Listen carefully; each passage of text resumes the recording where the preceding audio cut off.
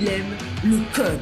Il faut que la communication soit codée, mais de façon claire et transparente. La rigidité, c'est pas pour nous. Mon nom est Francis Parent-Valquette et vous écoutez le Sandro Show. Mais le plus important, c'est qu'il est bélier.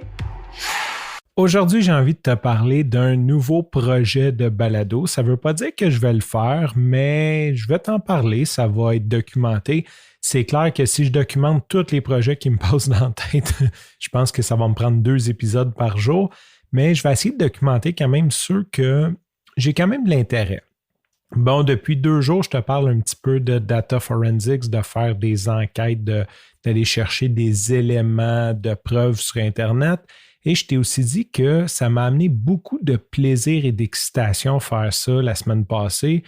Et je me disais, tu sais, c'est comme quelque chose qui me manque un petit peu. Puis j'essayais de mettre les pièces du casse-tête ensemble. C'est sûr, je suis en train de bâtir une entreprise de podcast. C'est pas le temps que je lâche tout pour dire comme, ben là, je retourne faire du forensic. Je veux dire, ça ferait aucun sens.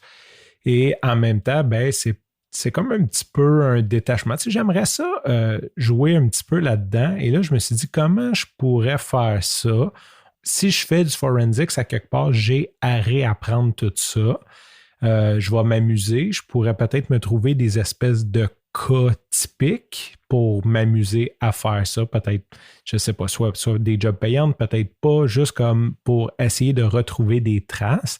Puis après, je me suis dit, écoute, les podcasts d'enquête sont super écoutés, super aimés.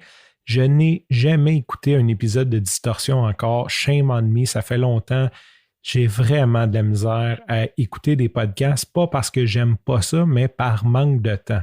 Mon temps que j'ai, je le prends pour produire des podcasts, donc j'ai beaucoup de misère à écouter des podcasts. Avant la COVID, je faisais un peu de route. Je faisais tout le temps 2-3 heures de route par semaine, donc je prenais ce temps-là pour écouter des podcasts. Maintenant, je ne sors plus de chez moi, donc c'est de plus en plus dur et de m'arrêter juste comme écouter un podcast. J'ai vraiment beaucoup de difficultés à prendre ce temps-là. Shame on me. Donc, tout ça pour dire, j'ai jamais écouté un épisode de Distorsion, mais ce que j'ai compris, c'est qu'eux font un petit peu les enquêtes sur les criminels du web. Je devrais définitivement écouter ça.